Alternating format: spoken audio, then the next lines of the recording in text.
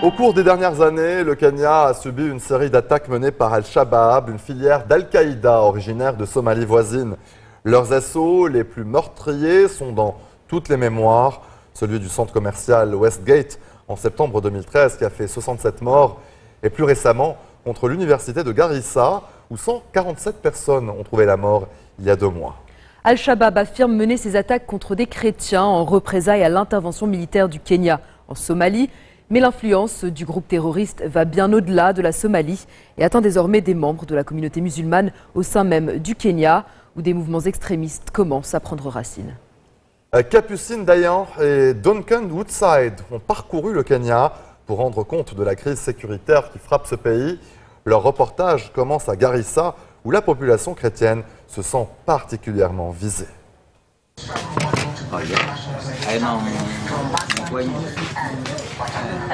Des membres de la petite communauté chrétienne de Garissa sont réunis pour le petit déjeuner.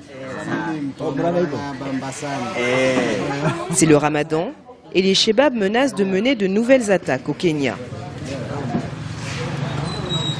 Avant le massacre contre l'université de Garissa, le 2 avril, les chrétiens avaient déjà été attaqués à plusieurs reprises. Titus a été touché par balle lorsque des extrémistes islamistes ont ouvert le feu contre une église il y a 4 ans. C'est par là que la balle est sortie. La plupart des chrétiens qui travaillent à Garissa préfèrent envoyer leur famille vivre ailleurs. À une époque, nous vivions tous ici, mais à cause de l'insécurité, je me suis dit qu'il était temps que ma famille rentre à la maison. Ici, le principal sujet de conversation est le terrorisme. Les gens continuent de disparaître mystérieusement. Il y avait ce gars qui est parti dans une école religieuse en Ouganda. C'était quelqu'un d'éduqué. Il a commencé à appeler à la maison en disant « Je suis parti en Ouganda ». Mais son frère lui a demandé « Tu ne serais pas en train de rejoindre le groupe Al-Shabaab ? Parce que si c'est ça et que tu te fais prendre, personne ne pourra nous blâmer. Parce qu'on ne sait pas pourquoi tu es parti là-bas. » Et puis après, quand des membres d'Al-Shabaab ont été tués, son frère l'a identifié parmi les morts.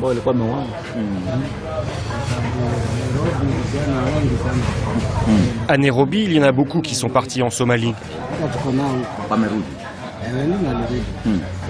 Ils sont revenus.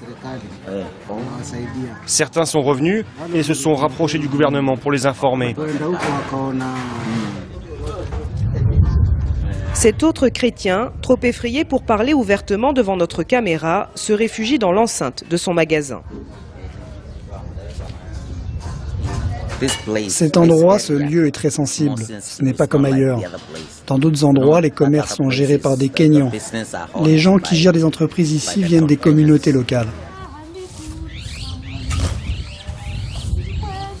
Comme beaucoup de chrétiens ici, Titus travaille dans le bâtiment. Il a décroché un contrat pour construire la maison d'un Somali, ce qui lui assure une certaine protection. Je suis très proche des Somalis. Je vis ici depuis longtemps, j'ai beaucoup d'expérience. Ils me disent que je suis digne de confiance et ils me donnent du travail. Il a œuvré sur plusieurs chantiers sur lesquels il s'est toujours montré très appliqué. Nettoie bien la poussière avant de commencer ton prochain travail. Et quand tu passeras à la peinture, protège ça avec des papiers pour empêcher que la peinture ne coule sur les tuiles. Mais si Titus a réussi à gagner la confiance des Somalis des environs, ces ouvriers, tous chrétiens, ne se sentent pas en sécurité. J'ai vu des gens lancer des grenades ici. Mais c'est le seul endroit où je suis parvenue à obtenir un emploi. Et comme je n'ai pas beaucoup d'éducation, c'est le seul travail que je peux faire.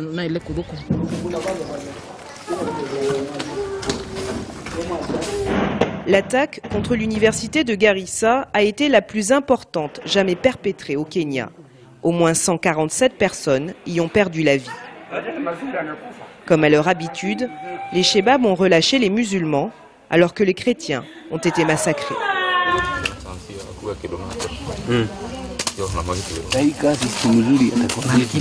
Martin est l'un des survivants. Il est depuis retourné chez lui, sur les hauts plateaux du Kenya.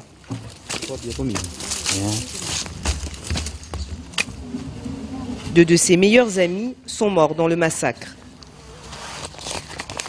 Pour s'échapper du campus, il a dû escalader une clôture à l'arrière de l'université. Et il s'est très vite rendu compte que personne ne voulait lui venir en aide.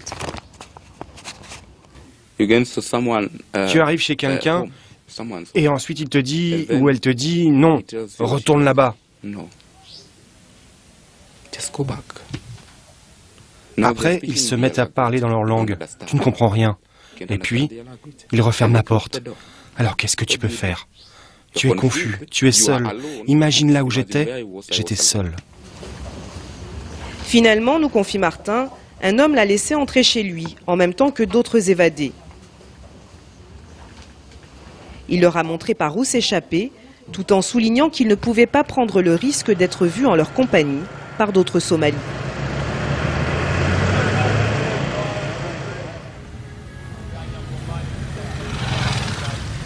Mais les villes proches de la frontière avec la Somalie ne sont pas les seules cibles d'Al-Shabaab. L'église de la Joie de Jésus, située à Likoni, une ville côtière à majorité musulmane, a été attaquée par des hommes armés en mars 2014. 4 personnes y ont été tuées, une douzaine blessées.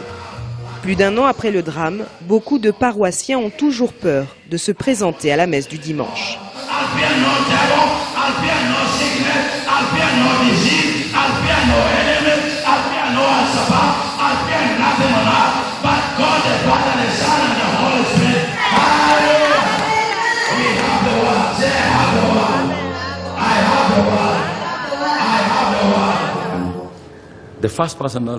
La première personne qui a été tuée était couchée là.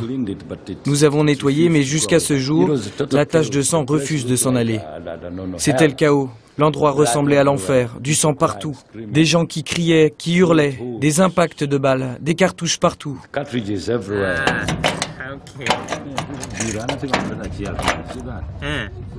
Georges nous explique qu'il lui a fallu du temps pour persuader sa femme de retourner à l'église. Il est déterminé à ne pas succomber à la tentation de la haine ou de la vengeance. Leur intention est de créer de l'animosité entre les chrétiens et les musulmans pour que ce soit plus facile pour eux. Quand nous avons été frappés, certaines personnes pensaient que nous devions condamner l'islam.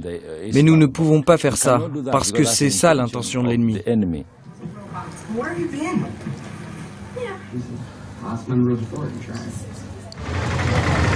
Les chrétiens ne sont pas les seules victimes de ce conflit opposant les Shebabs aux autorités kenyanes. Mombasa, deuxième plus grande ville du pays. Un lieu réputé être un foyer de radicalisation. Nombreux seraient ceux à adhérer à l'idéologie d'Al-Shabaab, ce qui a déclenché une répression brutale des autorités. Un groupe de défense des droits de l'homme rassemble les preuves de nombreuses exécutions extrajudiciaires de musulmans suspectés d'être des terroristes. Nous avons répertorié plus de 80 cas de disparition, 80 cas de meurtres, des exécutions extrajudiciaires, et vous pouvez bien le voir, que la police n'a pas l'intention d'enquêter.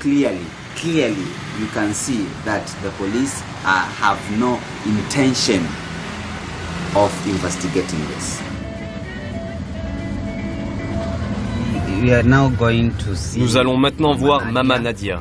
Mama Nadia est une femme en deuil. Son fils a été brutalement assassiné en septembre de l'année dernière.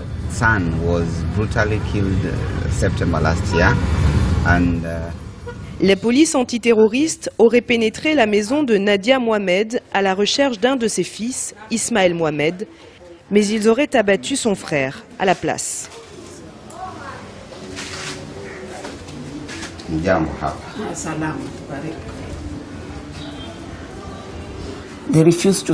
Ils ont refusé d'allumer la lumière et utilisaient juste leurs armes avec de la lumière dessus.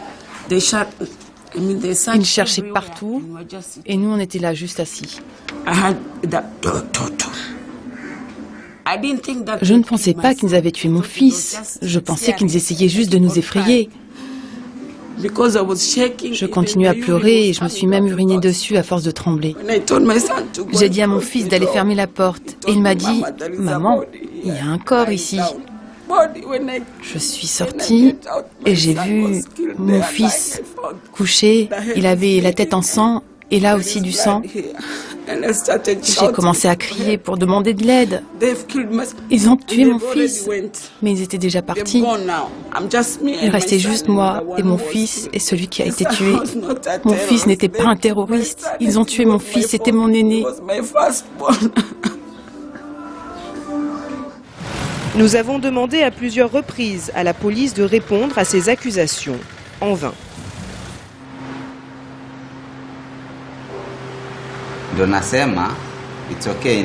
À Nairobi, nous allons présenter nos documents au Centre national de lutte contre le terrorisme à South Sea.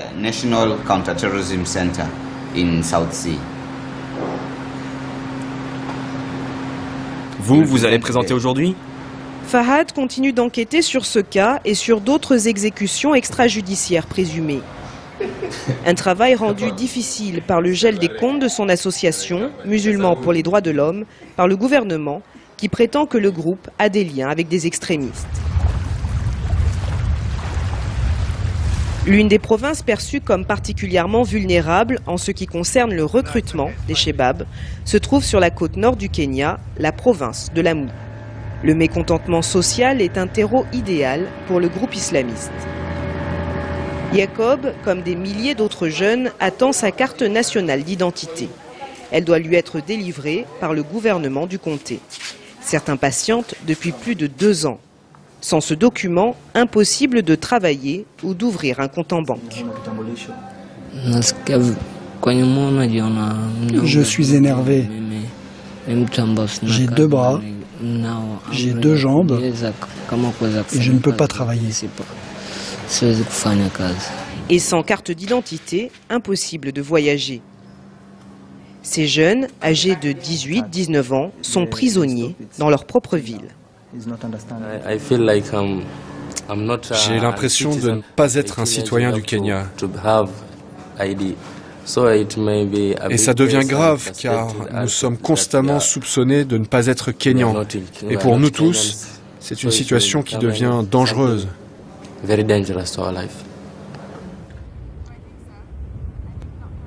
Pour ne rien arranger, les touristes ont déserté ce lieu, autrefois prisé. Lamu a en effet été classée comme une zone à risque par des gouvernements occidentaux. Les plages sont vides et les jeunes sans emploi, le désespoir règne. Nous n'avons rien à faire. Par exemple, aujourd'hui, cela fait 3 ou 4 jours que je n'ai rien fait. Je n'ai rien à faire, j'ai faim. Et je ne sais pas où j'irai pour manger ce soir. Donc je suis prêt à tout, même à rejoindre Al-Shabaab.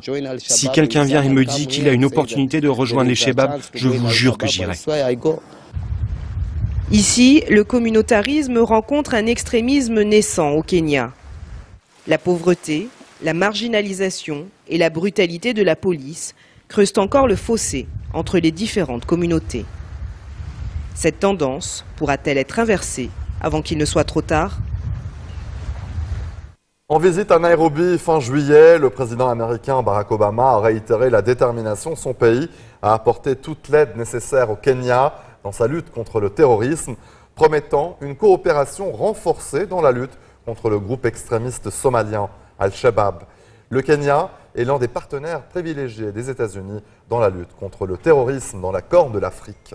Outre la lutte contre le terrorisme qui figurait en tête du programme de la visite du chef d'État américain au pays natal de son père, Barack Obama s'est montré par ailleurs plus critique, fustigeant notamment la corruption, le plus important obstacle à une croissance plus rapide du Kenya. Restez sur Futur TV, Code 24 revient juste après la pause.